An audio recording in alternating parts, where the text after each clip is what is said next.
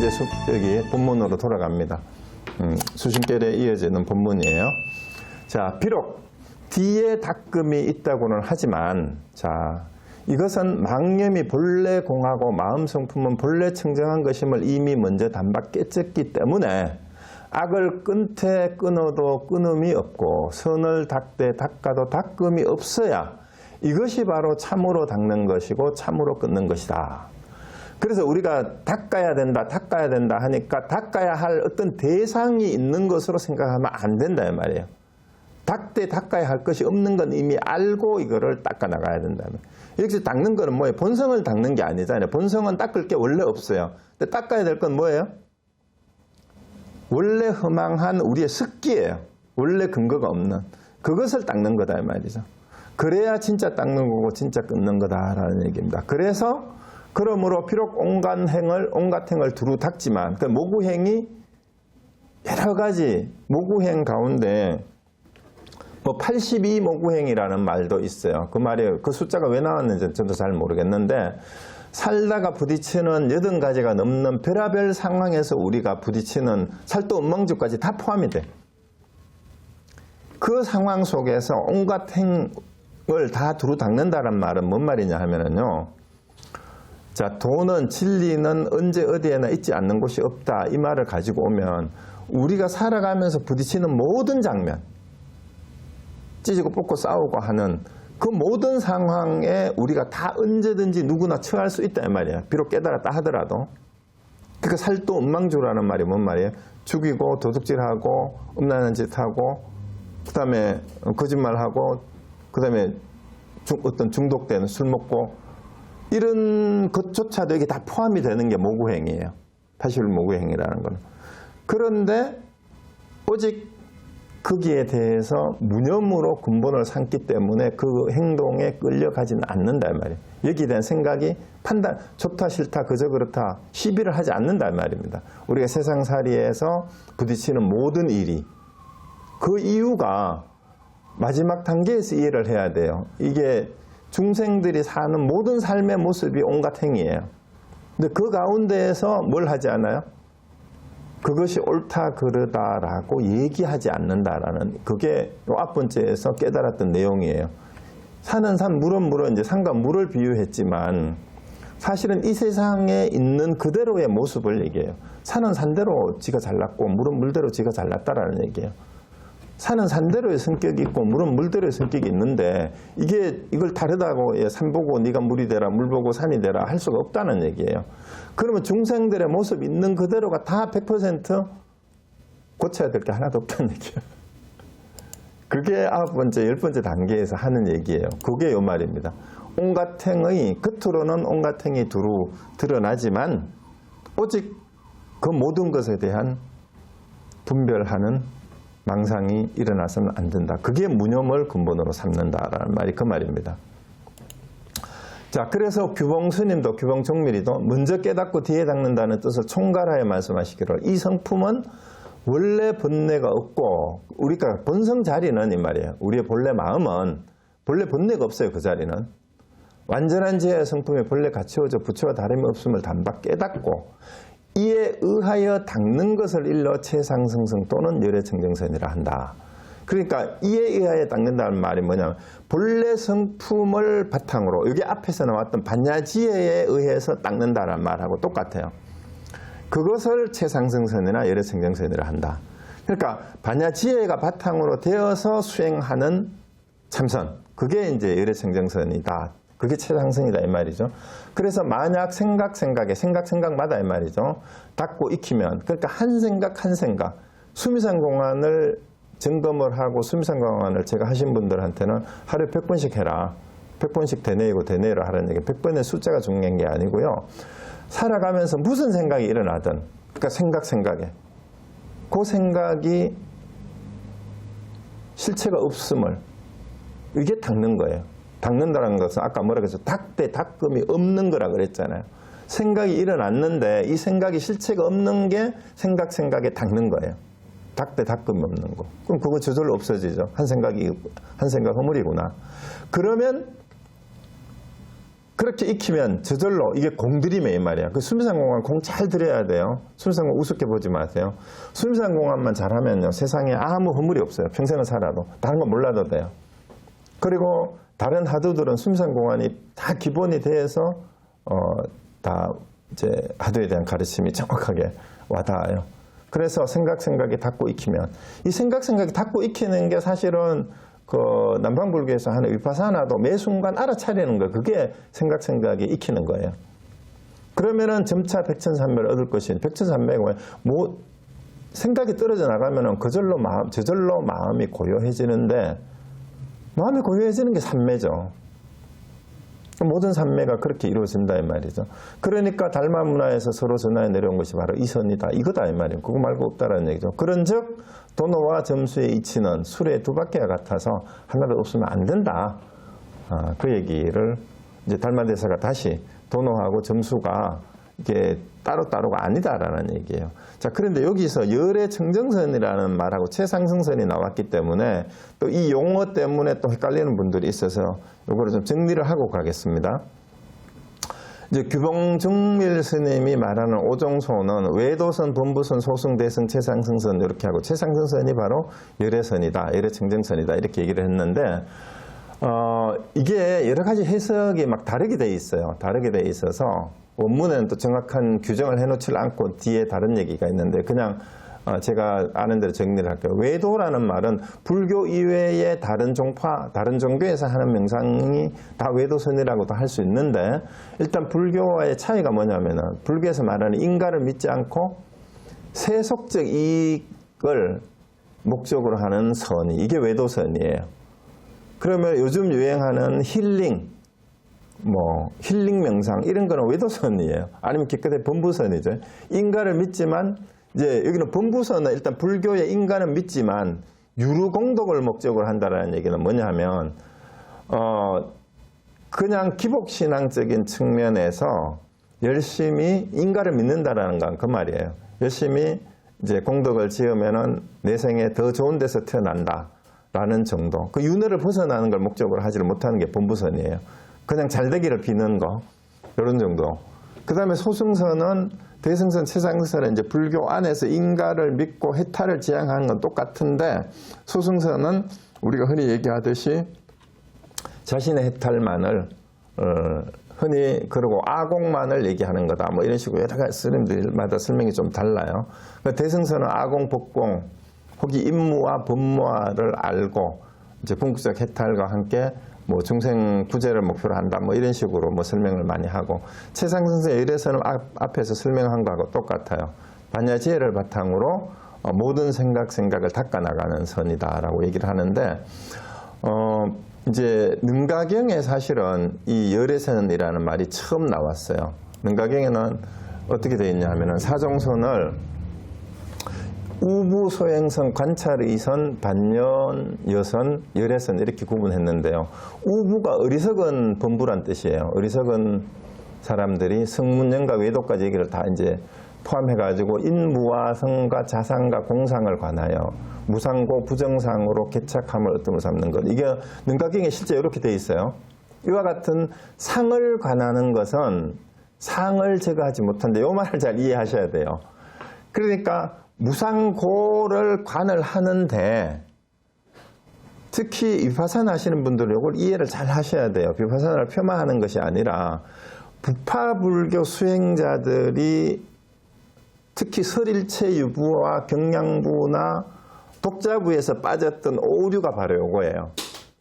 부처님이 말씀하시는 무상과 고의 가르침이나 여러 가지 부정관이나 뭐 시체를 관하는 거 이런 거를 말씀을 하셨는데, 이 말씀 자체를 실체시하는 게 설일체 유부예요. 그리고 그걸 또 그 가르침 자체에 대해서 하나의 상을 가진다라는 거는, 다르게 말하면은 그 가르침을 이데올로기화해서 도구마화하는 거야. 그게 빠져드는 게 설일체 유부가 그쪽으로 빠져들었어요. 그런데 지금 남방불교에 솔직히 그런 부팔불교의 잔재가 많이 남아있어요. 그 부파불교 사람들은 자기들이 남방불교는 자기들 정통이라고 얘기를 하는데, 그 말 자체가 틀렸어요. 이 대승불교도 마찬가지예요. 대승불교도 부처님 이후에 파가 여러 개가 갈라지고 난 다음에 부파불교 시대의 한 부파예요. 대승불교도 사실은. 거기에서 이제 티베트, 중국, 한국, 일본 쪽으로 전파된 파가 그때 당시에 대중불교, 이제 부파불교 후대에 나타났을 건데, 지금의 남방불교는 그러면 원래 초기의 정통이 아니고 당시 부파불교의 파 가운데 하나를 개성한 것 뿐이에요. 스리랑카든 미얀마든 타일랜드든. 그러니까 미얀마도 파옥센터가 다르고 저쪽에 마시센터가 다르잖아요. 파가 달라요. 그런데 그 사람들의 공통점인 문제가 뭐냐 하면요, 알아차린다라는 걸 하나의 어떤 상으로 생각을 해요. 자기도 모르게. 무상과 무아를 얘기를 하면서도 무아라는 것이 어떤 뭐가 있는 것으로 상상을 해버리면 그게 상에 떨어지는 거예요. 그래서 흔히 공상에 떨어졌다는 얘기를 하잖아요.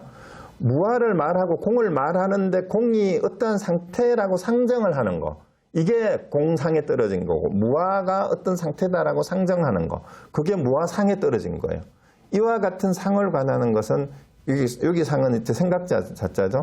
일어나는 우리의 그 인식작용의 상을, 이거를 뭐라 하지? 그 불교에서 말하는 인상, 중생, 수자상 얘기할 때 그 상이에요. 이걸 제거하지 못한다라는 얘기죠. 이게 이제 우부소행선의 어리석은 아직 본부들의 선이다 이 말이에요. 여기서 관찰의는 임무화하고 법무화를 제대로 관찰하는 것.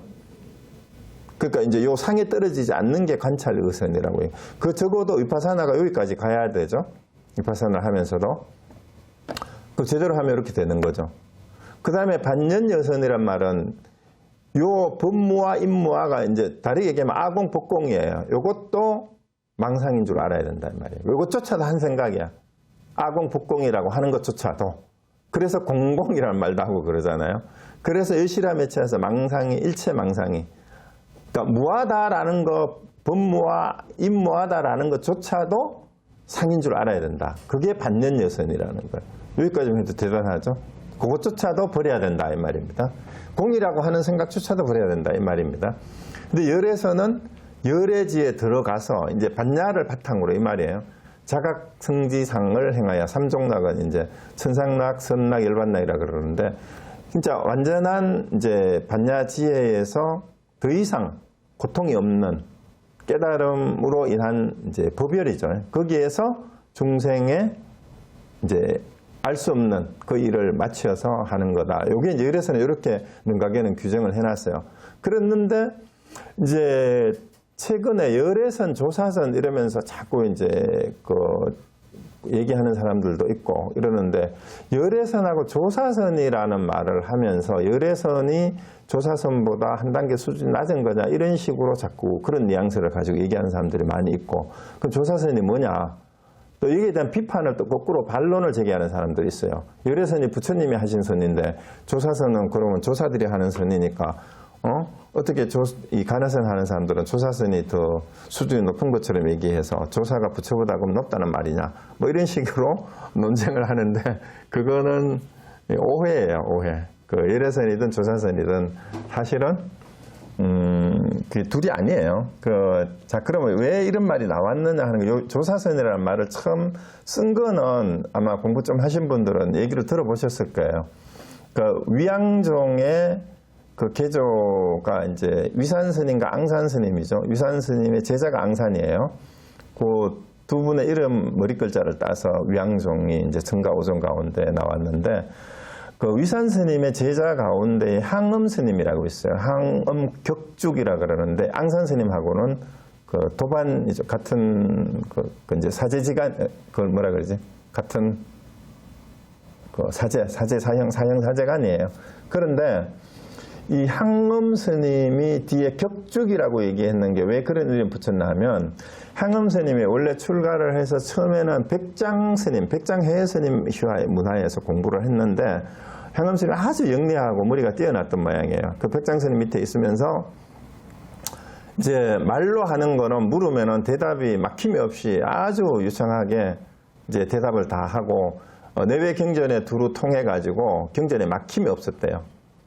근데 이 백장스님 보기에 이 영리해가지고 말로는 막힘이 없는데 아직 깨달음에 이르지를 못해서 이제 이게 항암을 처치를 못했는데 그래서 이제 위산 스님한테 보냈어요. 그 위산 스님을 만나서 항암 스님이 어떻게 됐냐?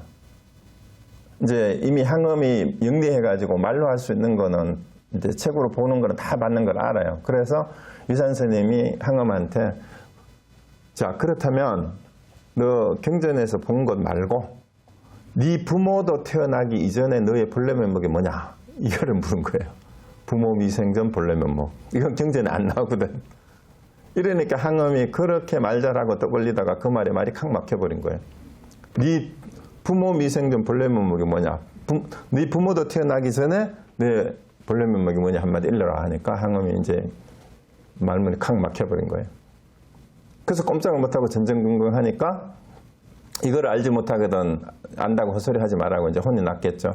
그러니까 이제 항암이 그래도 인간이 됐는 게 자기가 지금까지 그 백장스님 밑에 있으면서 말로만 공부했다라는 걸 알고 이제 굉장히 오만했었는데 이제 겸손하게 꼬리를 내렸어요. 그래서 위산 스님한테 이제 위산 스님을 잡고 절을 하면서 그렇다면은 제가 그 뜻을 잘 모르겠으니까 저한테 말씀 자비를 베푸셔서 잘 일러주셔서 부모 미생전 본래 면목이 뭔지 저한테 일러주십시오. 가르쳐주십시오. 간청을 했어요. 가르쳐줬겠어요? 위산 스님이 그거는 네 스스로 깨달아야 된다 하고 내쳐버렸어요. 가르쳐주면은 너는 또 말로만 이해하고 머리로만 이해해가지고 안 된다. 네 스스로 깨달아야 된다 하고 내치니까 이제 항암은 엄청 이제 자기 스스로 그걸 뭐라 그래요? 이제 지금까지 똑똑해가지고 자기가 잘난 줄 알았는데 위산 스님 만나가지고 완전히 이제 깨진 거죠. 그래서 슬럼프에 빠져가지고 야 나는 그거 어떻게 하면 깨달을까 하고 하다가 이제 그 어느 스님이더라 해총 그분이 하여튼 이제 다른 스님의 탑비 남양 해충국사에 탑이 모셔져 있는 이제 암자로 혼자 갔어요. 가가지고 이제 남양 해충국사 이제 돌아가셨지만 그분이 이제 큰 스승이었고 그랬으니까 거기에서 이제 고민을 하다가 나는 도대체 왜 이렇게 못 깨닫는가 하고 하루는 이제 그 혼자서 참선을 하고 하다가 돌을 하나 주워가지고 성질이 나가지고 집에 던졌는데 대나무 밭에 대나무에 딱 하고 부딪혀서 딱 소리가 나는 걸 듣고 깨달았다라는 스님이 향엄이에요. 그 지엄 향엄이라고도 지산 여기 격죽이란 말이 이 대나무를 깨뜨렸다라는 뜻이잖아요. 그래서 대나무에 부딪히는 소리를 듣고 깨달았다고 해서 그래서 자기가 깨닫고 나서 이제 위산 스님한테 얘기를 한 거예요. 그래서 이제 개성을 지어 바치니까 위산 스님이 인가를 해줬다라고 이렇게 얘기를 했어요. 그랬는데 이제 앙산 스님이 그 소식을 듣고 이제 항엄을 만났어요. 사제가 이제 앙산 스님 형님이에요. 사형인데 그 위산 스님한테 들으니까 그 사제가 깨달았다 그러는데 어제 그 깨달은 도리를 한번 일러봐라 이러니까 그때 위산 스님한테 지어서 바쳤던 오도성을 읊으니까 야 그거는 옛날에 읊었던 거 기억해서 다시 살려낸 거고 그거 말고 다시 한마디 해봐라 이렇게 얘기를 했어요. 그래서 이제 앙산 스님한테서 읊은 개송이 요거예요. 여기 유명한 거죠. 근연빈 미시빈 금연빈 시시빈 근연 탐유유 탁지지지 요 탁추지지 그 송고 추자죠. 그 다음에 금연 빈추야무 이렇게 했는데 지난해 가난은 가난함이 아니더니 올해의 가난은 비로소 가난이로다. 지난해의 가난은 송곳꽃을 땅이라도 있더니 올해의 가난은 송곳조차도 없다. 이렇게 얘기를 한 거예요. 자, 요 개송이 재미가 있는 게 뭐냐면 여기에서 빈자가 가난함인데 가난이라는 말은 부자의 반대말이거든요. 여기서는 우리 마음에 생각이 들어져서 없어진 거를 비유를 해요. 그러니까 빈은 여기서 좋은 뜻이에요. 내 생각이 없어졌다 이 말입니다. 번뇌 망상이 없어졌는 거를 들어진 거를 빈이라고 표현했어요. 그래서 지난해는 이 번뇌 망상이 다 비어진 것이 제대로 비어지지 않았다 이 말이에요. 그랬는데 올해는 제대로 비어졌다. 올해 가난은 비로소 가난이 이로다. 이제 완전 비어졌다 이 말이에요. 근데 지난해 가난은 지난해에는 내가 이제 번뇌 망상이 없어지는 게 송곳꽃을 땅이라도 있다니 땅이 있으면 송곳도 있는 거예요. 아직도 미세 번뇌 망상이 남아 있었다 이 말이에요. 작년까지만 해도. 그런데 올해는 송곳조차도 없다라는 얘기. 여기서 말하는 송곳이 뭐냐 하면 여기 송곳꽃을 땅은 우리의 마음 바탕이라고 할 수 있고요. 송곳이 바로 번뇌 망상이라고 생각하면 되는데 이 송곳이 날카롭게 뾰족한 거는 미세한 번뇌 망상이라는 뜻이에요. 그러니까 완전한 미세한 번뇌 망상조차도 올해는 이제는 완전히 없어졌습니다. 이런 뜻이에요. 그러니까 앞에서 얘기한 대로 하면 뭐예요? 우리 본성의 이제 아래아식에 번뇌 망상이 완전히 없어진 거를 상징하는 거니까 그러면 어떻게 된 거예요? 이제 마음의 번뇌가 미세한 번뇌마저도 완전히 없어졌다라는 의미니까 이제 완전히 된 거죠, 공부가. 그런데 이 개송에 대해서 앙산이 뭐라고 얘기했냐면은 사제가 열에서는 알았다고 인정하겠지만 조사서는 꿈에도 보지 못하였군 이렇게 얘기를 한 거예요. 자, 이것 때문에 열애선이 수준이 낮고 조사선이 더 뛰어난 거다라고 이렇게 이제 오해를 하게 된 계기도 여기서 나왔고, 열애선이란 말, 또 조사선이란 말을 비유하는 게 여기서부터 시작이 돼서 점점 후대 사람들이 조사선을 더 이제 강조를 하면서 특히 가나선 쪽에서 조사선은 꿈에도 보지 못하였다 이렇게 얘기를 한 거예요. 그러니까 이제 앙산이 그 뒤에 다시 이렇게 조사선은 보지 못했다 이러니까 다시 이제 개성을 다시 지었어요. 나에게 한계틀이 있사오니 뭐예요? 아유일기. 그다음에 순목시윤. 눈을 깜짝이 그것을 보여드립니다. 만약에 인해불에 그렇게 하여도 알지 못하신다면 따로 3일을 부르겠습니다. 별환 3이라고 했어요. 이 말을 이 개성을 다시 지어서 바치니까 드디어 앙산이 위산 스님이죠. 위산 스님한테 야, 항엄사제가 조사선을 알았습니다라고 했다라는 거예요. 그래서 이것 때문에 이제 조사선이 마치 열애선보다 더 뛰어난 것처럼 이런 뉘앙스가 있는데 사실은 이게 많은 사람들이 해설을 해놨는 걸 보니까 이제 이런 식으로 정리를 해놓은 게 있더라고요. 인터넷에. 그래서 열애선은 진공을 표현한 거다. 그 체에 중점을 둔 거다. 조사선은 진공 묘유에서 묘유 즉 용에 중점을 둔 거다. 그런데 체와 용이 둘이 아니기 때문에 사실은 열애선과 조사선이 어느 것이 우위고 수준이 높고 낮다라고 할 수 없는 거다. 같은 거다라고 이렇게 이제 정리를 했는 글이 있더라고요. 그러면 왜 그러면은 이게 무슨 얘기냐 하면 열애선을 이제 이 표현을 빌려서 제가 조금 덧붙이자면 우리의 본성 자리에 이제 그동안 오랫동안 쌓였던 습기가 완전히 제거된 그야말로 청정한 마음, 본래 마음, 번뇌망상이 완전히 사라진 그런 상태예요. 그런데 조사선을 이제 얘기하는 이유가 뭐냐 하면 딱 그거는 알았는데 일상생활에서 청정하고 깨끗한 것만 가지고는 세상살이를 하는데 활용을 제대로 못한다라는 얘기예요. 우리가 흔히 하는 비유로 물이 너무 맑으면 어쨌대요? 물이 너무 맑으면? 물고기가 살지 못한다는 얘기가 있잖아요.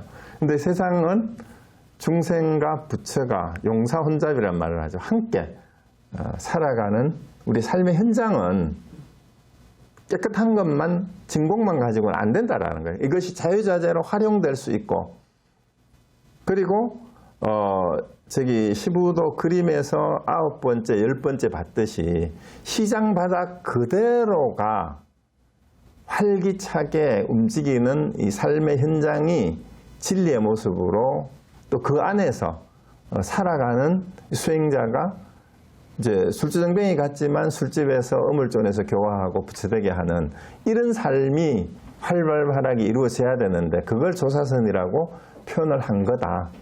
그러면은 이제 열애선이라고 얘기한 것은 이치가 부처님이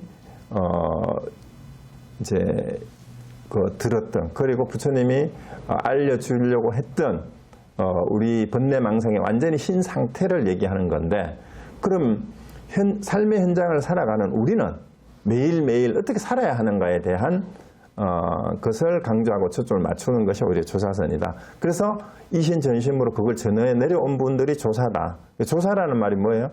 그러니까 부처님의 가르침을 경전에 있는 것이 아니고 직접 몸소 전해줬다라는 말이 뭐냐 하면은요. 이 말도 오해를 하시면 안 돼요.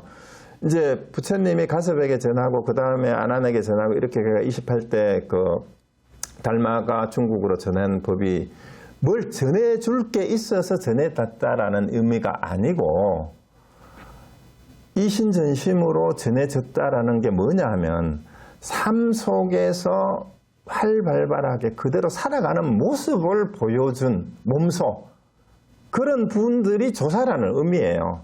그러니까 열애선의 이 내용을 완전히 깨달아서 그 깨달음을 삶 속에서 매 순간 삶의 모습으로 실천적으로 보여준 사람들이 조사라 이 말입니다. 그래서 조사선의 도리라는 얘기는 요 앞에서 향음이 이제 내 마음엔 번뇌망상이 완전히 없다. 이게 이제 송곳조차 꽂을 자리가 없을 뿐만 송곳조차도 없다는 얘기가 일체 하나의 번뇌조차도 없다 이 말이에요. 마음이 이제 나는 청정하게 완전히 깨끗하고 텅 비어졌다. 그러면은 앙산이 하는 얘기가 뭐냐 하면 너는 열애선은 알았는데 조사선은 모른다라는 얘기는 자, 네 그걸 알았으면 이제 뭘 하라는 얘기예요? 삶 속에서 실천해야지. 그것만 안다고 되는 게 아니잖아 이 말이에요.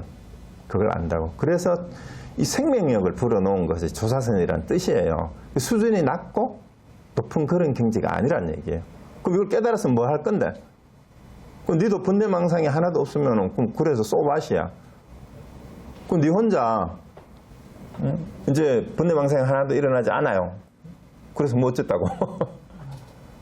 그 얘기입니다. 그래서 그러면은 삶 속에서 그게 매 순간 시장 바닥에서도 그 송곳조차 얻는 그 마음을 어떻게 쓸 건데? 이렇게 얘기를 한 거예요. 그래서 조사선으로 간다라는 얘기가 이 말입니다. 그래서 이제 열애선과 조사선에 대한 얘기도 대충 감을 잡으시면 되니까 그래서 활발발이라는 얘기가 이제 조사선에 와서 이제 얘기가 되는 거고 현장성을 강조를 하는 것도 이 때문이에요. 그래 요즘 사람들은 또 공부하면서 서양 사람들 지금 얘기라고 항상 얘기하잖아요. 지금 얘기가 현장을 말하는 거예요. 현장.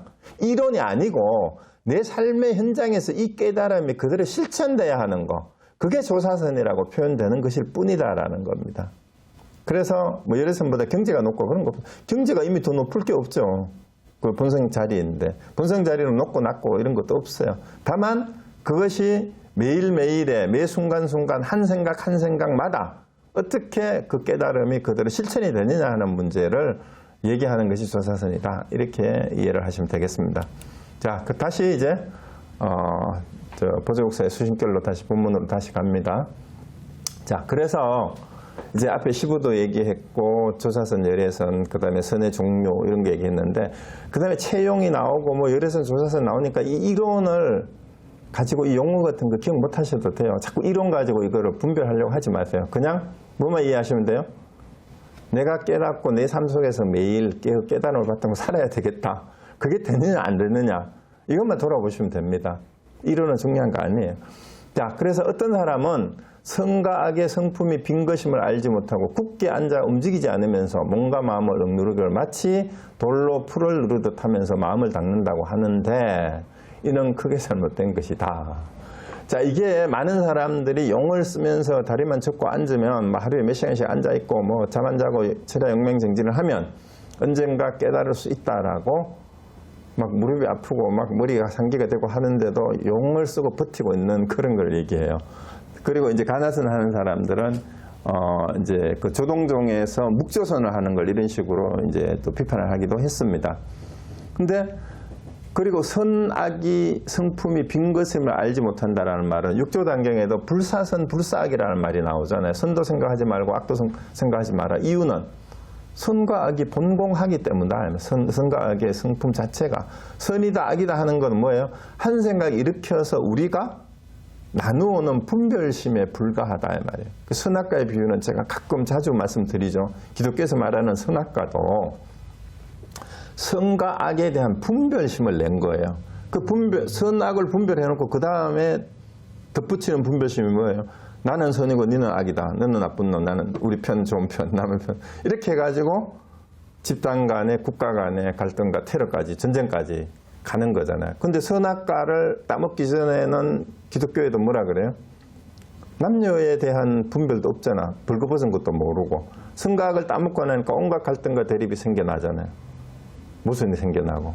그러면 선악과는 분별가예요. 분별가. 그래서 분별을 하지 않으면 이게 선악이 본래 없는 거라는 걸 알면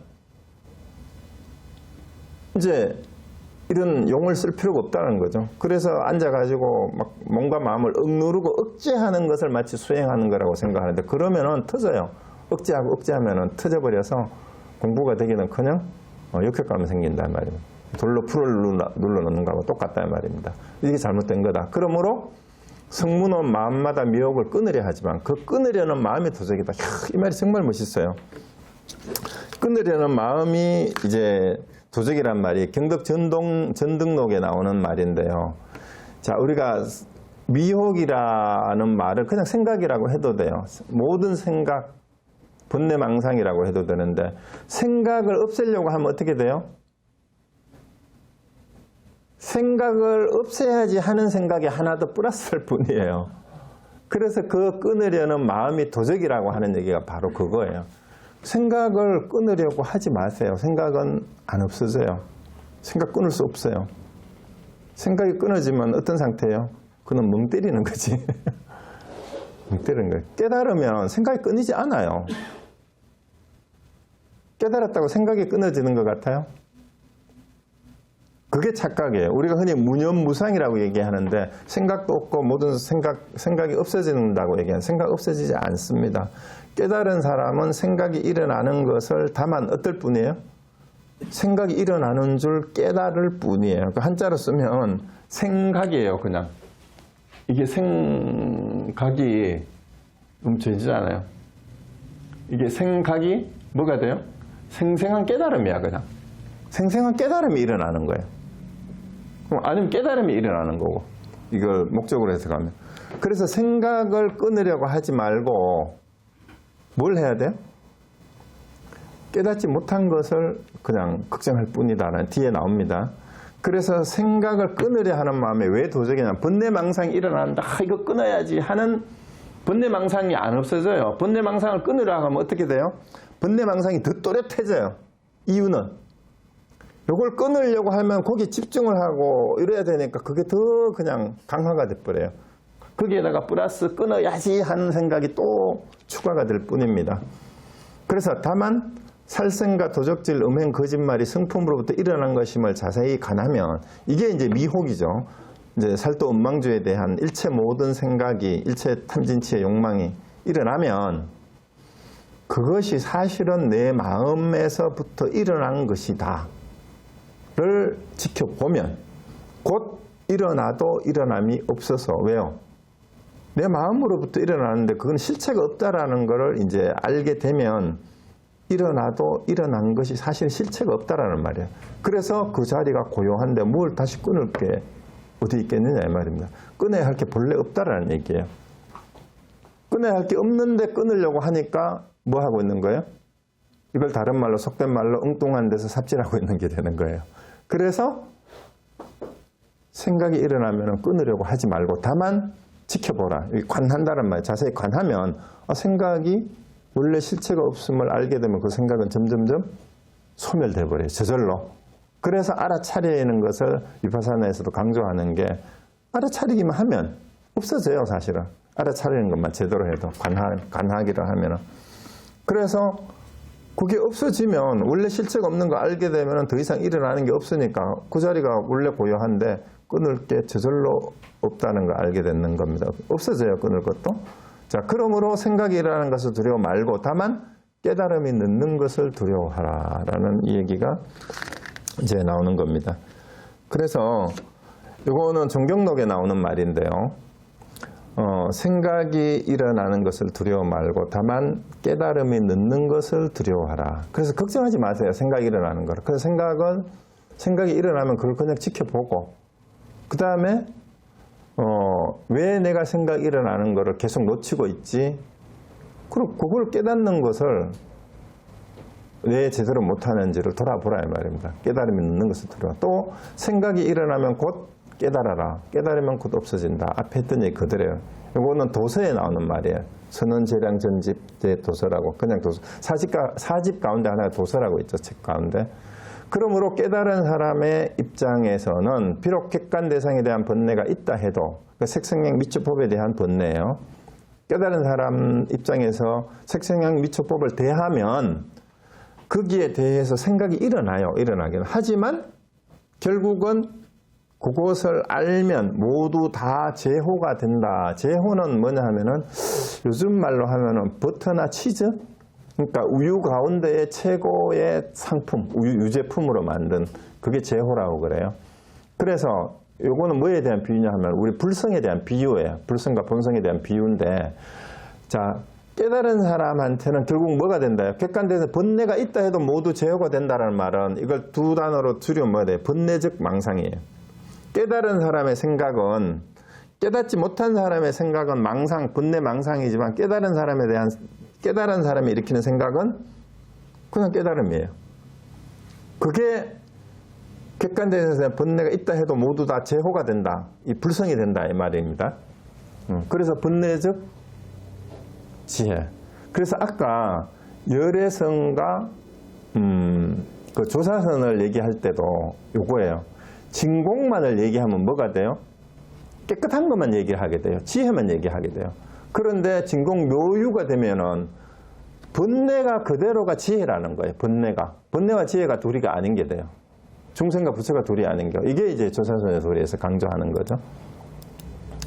그래서 객관 대상에 대한 번뇌가 있다 해도 다 불성임을 안다라는 거죠. 다만 미혹이란 근본이 없는 것임을 비추어 알면 흑옥꽃 같은 삼계는 바람에 사라지는 연기와 같고 허수아비와 같은 객관세계는 끓는 물에 얼음 녹통할 것이다. 이거는 이제 그러니까 미혹이 우리한테 일어난 모든 생각인데 일체 유심조라는 말 했잖아요. 일체 유심조란 말은 일체는 일체 유의법이에요. 일체 유의법을 다르게 표현한 게 3개예요. 욕계, 색계, 무색계. 그럼 이게 전부 다 뭐란 말이에요?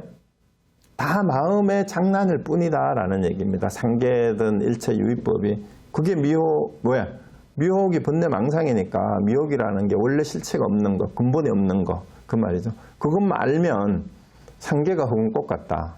그러니까 바람에 사라지는 연기 같고 허수아비 같은 객관세계는 끓는 물에 얼음 녹듯 할 것이다. 이게 건강경에서도 계속 하는 얘기예요. 그 얘기죠.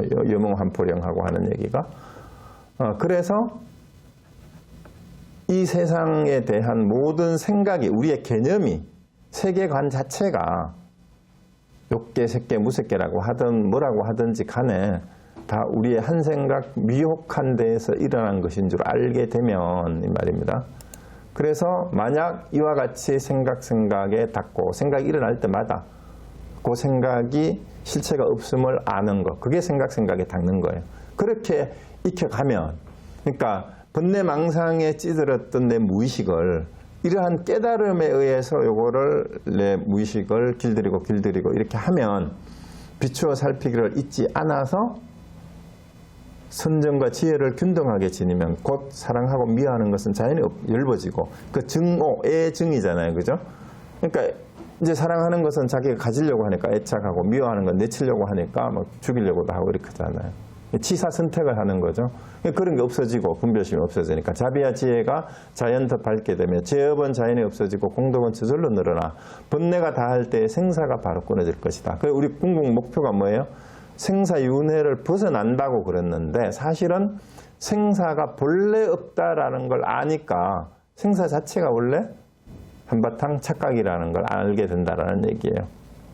이렇게 이 습기가 없어지면 여기에 대한 모든 생각이 사실은 번뇌다, 깨달음이다, 지혜와 자비다, 뭐 사랑한다, 미워한다 이런 것도 다 번뇌예요. 그래서 일체 그런 것들이 다 사라지면 어떻게 됩니까? 만약 미세한 번뇌가 영원히 끊어져서, 자, 이거는 할 수 없이 이렇게 표현할 뿐이에요. 끊어질 번뇌가 원래 실체가 없어요. 끊을 게 원래 없습니다. 그래서 원만히 깨달은 큰 지혜가 홀로 밝게 드러나면 곧 천백억 화신을 나타내어 시방세계 중생들의 근기에 따라 감하게 된다. 천백억 화신이 뭔 말이냐 하면은요, 이 세상의 중생들의 모든 모습이 그대로 다 부처의 모습이다 이 말입니다. 그렇게 드러나는 거예요. 그 미세 분내망상에 더 이상 끌려가지 않는 삶으로 살아가는 모든 사람, 그 모습은 1100억의 다양한 모습으로. 그래서 시방세계 모든 중생들이 금기에 따라서 자기 수준에 따라서 이걸 받아들이게 된다는 거죠. 마치 달이 하늘 높이 뜨면 모든 물에 두루 비치는 것 같이 응용이 무궁하여 인연 있는 중생을 제도하며 즐거움만 있고 근심이 없으니 이를 일러 크게 깨친 세존이라 한다. 그럼 세존은 석가모니 부처님 말을 얘기하는 것이 아니라 이것이 끊어져서 정말로 응용을 무궁무궁하게 하고 즐겁게 근심을 떨쳐버린 사람, 그런 사람을 이름하여 세존이라 한다. 자, 그러니까 이제 오늘 그 했던 내용이 이 수신결의 내용 가운데 가장 제가 보기엔 핵심이에요. 도노후 점수를 해야 되는 이유, 그리고 왜 우리의 본성을 깨닫는 것은 쉬운데 사실은 우리 무의식 속에 또 아레아식이죠. 아레아식 속에 깊게 자리 잡고 있는 이 습기를 끊기가 어려운가. 진짜 수행은 바로 그 습기를 제거하는 수행이 진짜 수행이다. 그리고 그 습기를 제거하기 위해서 우리 가나선에는 1700공안 가운데 여러 하두들이 있어요. 그 하두들 가운데 예를 들면 대표적인 게 덕산탁발 하두 같은 거, 남전참묘 같은 하두 같은 거, 금산법문 같은 하두는요, 본분도리를 알았더라도 그 하두를 몰라요. 이거를 습기를 제거하는 수행을 제대로 하지 않으면. 그래서 내가 누구라고 말은 안 해도 소위 말하는 큰 스님들이라고 했던 사람들조차도 부모미생된 본래 면목을 알았어요. 이목구를 알아놓고 금산법문이나 남전참묘 같은 하두를 수행을 안 해가지고 큰 소리만 뻥뻥 치고 이 하두 하나만 하면 다 끝난다라고 얘기했던 스님들이 의외로 많고, 그런 스님들의 영향을 받아가지고 하두 하나만 하면 끝냈다라고 하는 이 소위 말하는 조금, 근데 그게 완전히 틀린 건 아니에요. 본래 뭔지 알았으니까. 그래서 여기 대종고 스님이 말했던 영리해가지고 본성은 반박 깨달았는데 그게 전부인 줄 알고 더 이상 수행하지 않고 그냥 도인짓 하다가 평생을 자기도 망치고 다른 사람들까지 망치는 그런 큰 스님들이나 도인들이 의외로 많습니다. 정말로 경계해야 돼요. 그래서 엄밀하게 밀밀하게 습기를 제거하는 수행을 평소에 하지 않으면은요 절대로 공부가 끝났다고 하면은 안 됩니다. 그래서 옛날 스님들은 이제 가나선 문 중에서도 그런 하두들을 남겨놔요. 일부러 좀 금방지게 하면은 이제 그런 하두 갖다 대놓고 1년이고 3년이고 10년이고 그냥 끙끙 앓게 놔둡니다. 그래서 끽소리 못하게 만들어 놓고, 그래서 완전히 이제 다스려져 가지고 진짜 이제 겸손하게 저절로 자비가 넘쳐나는 데까지 푹 익었을 때 그때 비로소 인가를 해주는 경우가 있습니다. 그래서 여러분들은 이제 공부를 하는 게 쉬워요. 사실 어렵지 않아요. 깨닫는 거는 쉬워요. 그런데 그걸 갈무리해 나가기가 사실 더 어렵습니다. 그런데 깨닫지 못한 사람은 도대체가 이게 뭔 말인지 모르고 진짜 깨닫게 하면 너무 좋겠다 하는 분들이 많은데, 사실은요 마음만 먹으면 그 옛날부터 그런 얘기가 있어요. 스승을 제대로 만나면 빠르면 3년, 늦어도 10년이면 누구나 깨달을 수 있다. 전제는 발심을 제대로 했을 경우. 그래서 여러분이 발심만 되어 있다면 누구나 빠르면 3년, 늦어도 10년이면 누구도 깨달을 수 있다라는 얘기가 옛날 스님들이 계속 했던 얘기예요. 그래서 이왕 불교하고 인연이 돼서 공부를 하시려고 마음을 먹었으면 물러서지 말고 나도 깨달을 수 있다라고 한번 해보시기 바라고요. 저는 가나선을 통해서 이 공부를 하고 제 나름대로 공부길을 이렇게 찾았기 때문에 제가 했던 하두들은 점검해 줄 수 있으니까, 제가 수업 시간에 강의 중에 하는 하두들은 다 제가 점검한 하두들이니까 여러분들이 언제든지 점검을 하시고, 근데 이제 어떤 분들은 이제 왜 자꾸 점검을 하라 그러냐 하는데, 자기 혼자 짐작을 하는 분들이 의외로 많아요. 아마 이게 이런 도리일 것이다, 이런 이치일 것이다. 근데 그런 게 전혀 아닐 수도 있어요. 맞을 수도 있지만. 그래서 맞는지 아닌지는 확인을 한 다음에 아니라 그러면 그거는 버리고 다시 참고를 하셔야 됩니다. 그리고 또 그렇다고 해서 이 참군을 하지도 않고 계속 답만 맞추려고 하는 사람이 있어요. 그거는 안 돼요. 하두를 들고 참고를 하신 다음에 그리고 앞에서 점검한 하두들을 하루에 100번 하라는 얘기는 앞에서 했는 하두가 익어지면 저절로 다음 하두가 술술 풀려요. 근데 앞에 있는 해두를 안 하고 자꾸 하두만 이 하두 저 하두 제가 이제 수업하다가 거량을 하고 아니면 책에도 많이 나오잖아요. 그 유명한 하두들을 자꾸 가지고 와가지고 이게 답이 이거 아니에요, 이거 아니에요 자꾸 그러는데 전혀 아닌 걸 가지고 자꾸 얘기를 하면 안 돼요. 그래서 이 하두 저 하두 하지 마시고 이제 문제를 받았으면 그 하두가 깨칠 때까지는 그 한 하두만 집중을 하세요.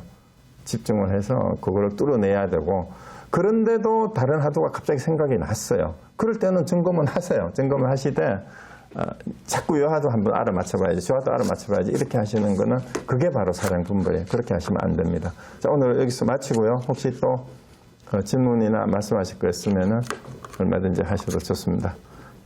네, 이상입니다.